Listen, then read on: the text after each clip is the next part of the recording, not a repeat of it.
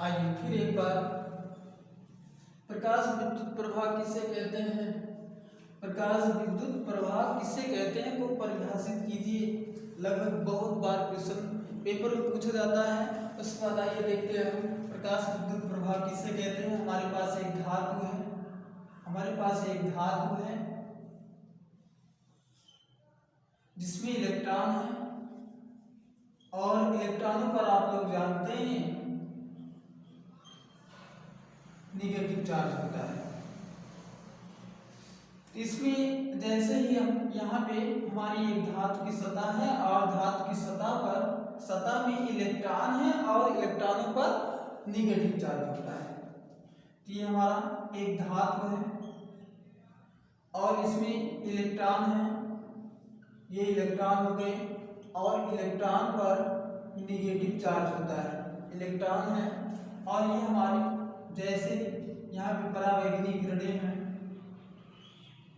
इनको डाली जाती हैं परावैगनी किरणें। और हम देखते हैं जैसे ही हमारे धातु की सतह पर परावैगनी किरणों को डाला जाता है तो धातु की सतह में जो इलेक्ट्रॉन होते हैं वह उत्सर्जित होने लगते हैं, धातु की सतह से बाहर निकलने का प्रयास करते हैं। इस प्रक्रिया को ही प्रकाश विद्युत प्रवाह कहते हैं। आइए नोट करते हैं। जब किसी धातु की सतह से जब किसी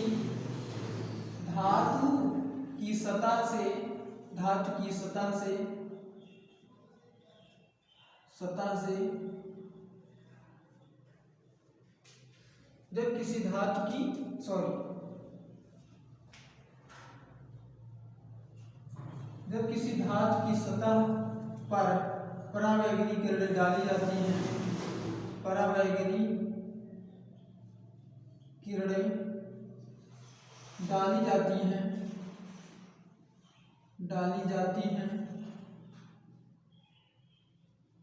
तो धातु की सतह से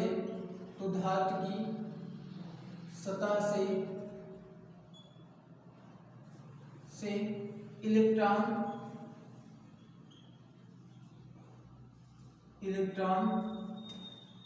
बाहर निकलने लगते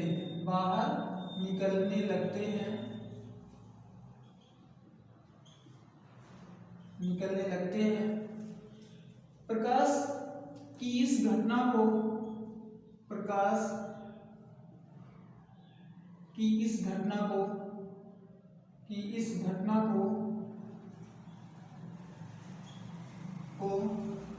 प्रकाश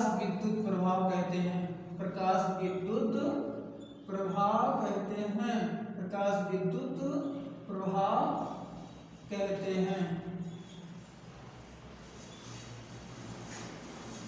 आइए एक बार आप लोगों को फिर से हम एक बार बता दें।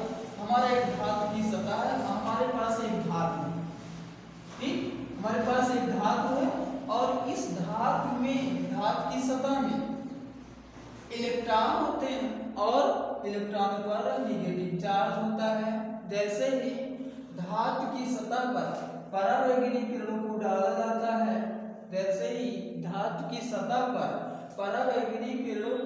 जाता है, तो इसमें जो इलेक्ट्रॉन होते हैं, इलेक्ट्रॉन पर निगेटिव चार्ज होता है और जो इलेक्ट्रॉन इसमें हैं धातु की सतह में वो बाहर निकलकर गति करने लगते हैं, वो बाहर निकलना शुरू कर देते हैं। तो प्रकाश की इस घटना को ही प्रकाश विद्युत प्रवाह कहते हैं। जब किसी धातु की सतह पर प्रकाश या प्रकाश की किरणें जैसे परावैगनी हो गया, एक्स किरणें हो गई, कोई भी किरणें हो, जैसे प्रकाश की किरण है, जब प्रकाश की किरण को किसी धातु की सतह पर डाला जाता है तो इलेक्ट्रॉन धातु की सतह से बाहर निकलने लगते हैं और प्रकाश की इस घटना को ही प्रकाश विद्युत प्रभाव कहते हैं।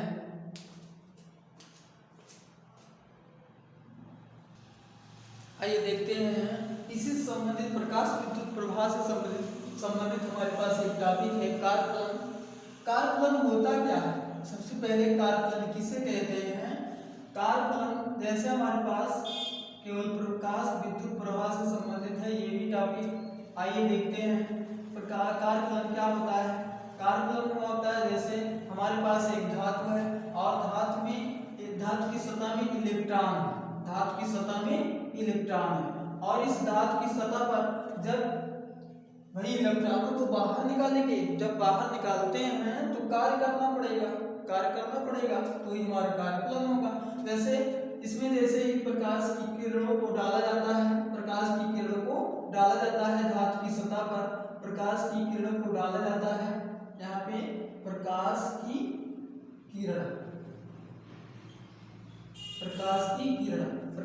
किरणों को डाला जाता है तो देखते हैं धातु की सतह से इलेक्ट्रॉन बाहर निकलने लगते हैं, इलेक्ट्रॉन बाहर निकलने की इस घटना को भाई इलेक्ट्रॉन को धातु की सतह से बाहर निकालने में कुछ कार्य करना पड़ेगा, जिसे कार्यफलन कहते हैं। ये हमारा धातु है और ये इलेक्ट्रॉन है।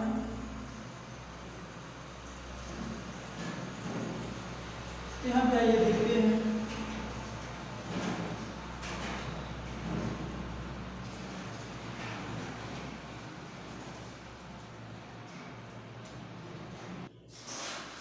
कार्यफलन क्या होता है। वह न्यूनतम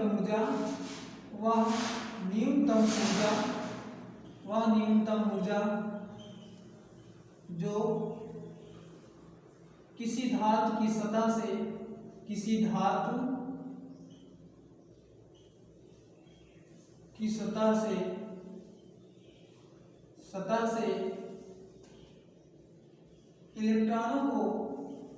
इलेक्ट्रॉनों को बाहर निकालने के लिए आवश्यक होती है, बाहर निकालने के लिए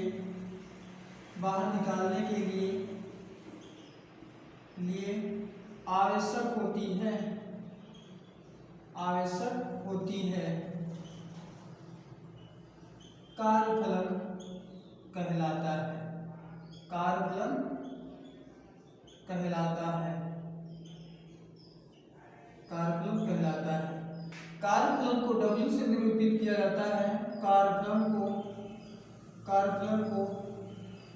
W से निरूपित करते हैं। निरूपित किया जाता है।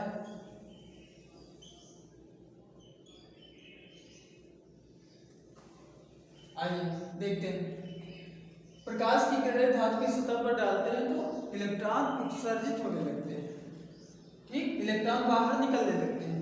वह इलेक्ट्रॉनों को धातु की सतह से निकालने के लिए कुछ कार्य करना पड़ेगा, जिसे कह सकते हैं कार्यफलन। जी आइए समझ में आगे तो यहाँ पे देखते हैं फिर इनको W से निरूपित किया जाता है। W बराबर होता है HV0,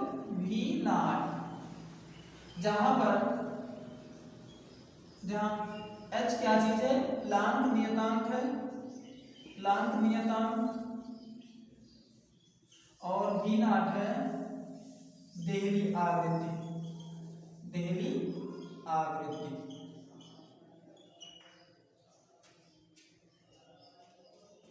आइए इससे संबंधित न्यूमेरिकल लिखते हैं।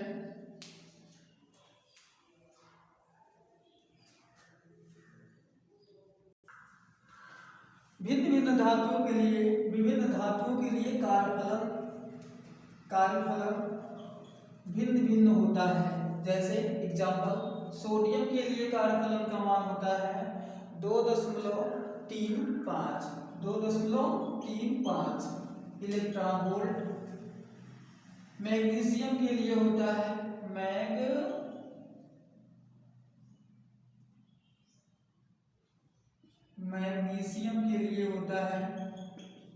कार्यफलन का मान मैग्नीशियम के लिए होता है 4.49 इलेक्ट्रॉन वोल्ट। उसके बाद पोटेशियम के लिए होता है पोटेशियम के लिए कार्यफलन का मान होता है 2.3 इलेक्ट्रॉन वोल्ट। तो आइए देखते हैं इससे संबंधित न्यूमेरिकल नंबर 1।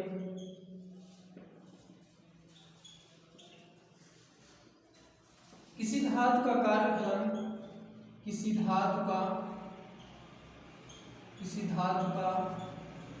कार्यफलन 3.3 इलेक्ट्रॉन वोल्ट है। तो ज्ञात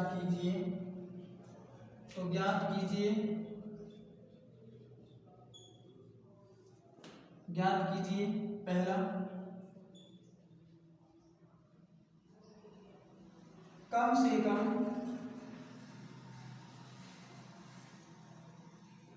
आवृत्ति। नंबर 2,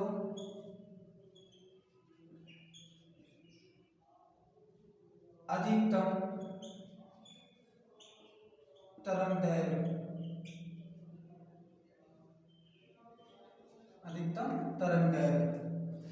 आइए देखते हैं।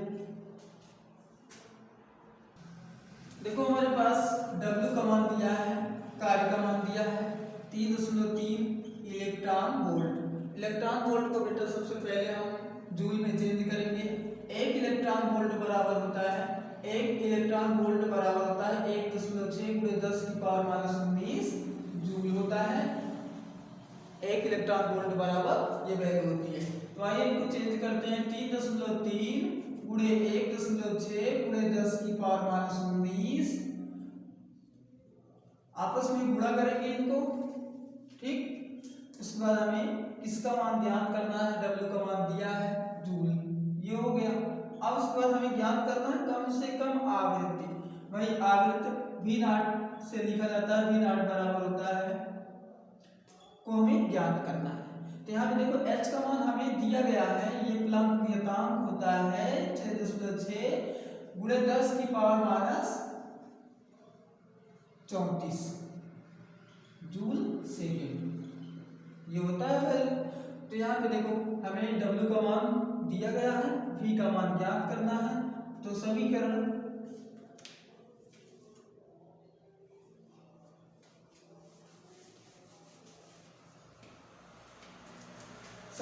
W बराबर h V0 से,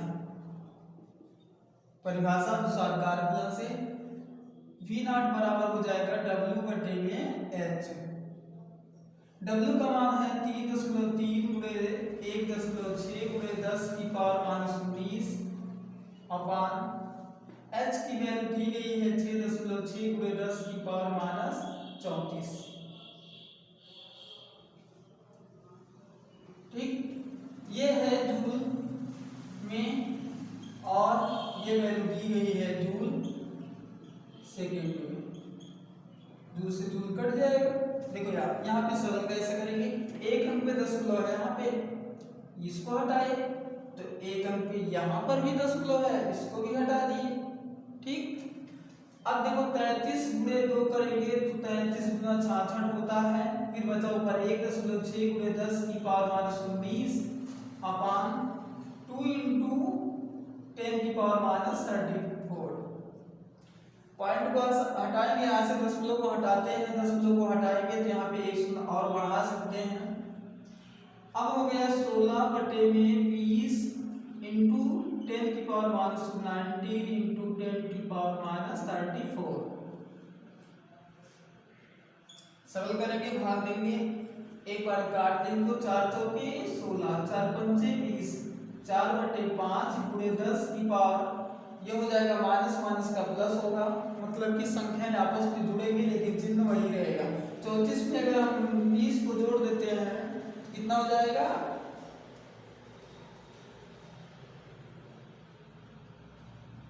34 और 19 को जोड़ देंगे, 9 4 13 के 3 हासिल 1, 3 1 4 1 5 -53। भाग दे देंगे इनको, ये हो जाएगा हमारा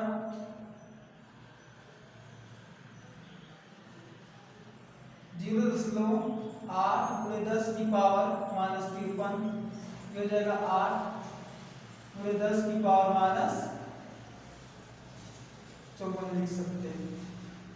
ये हमारा आया आवृत्ति का मान।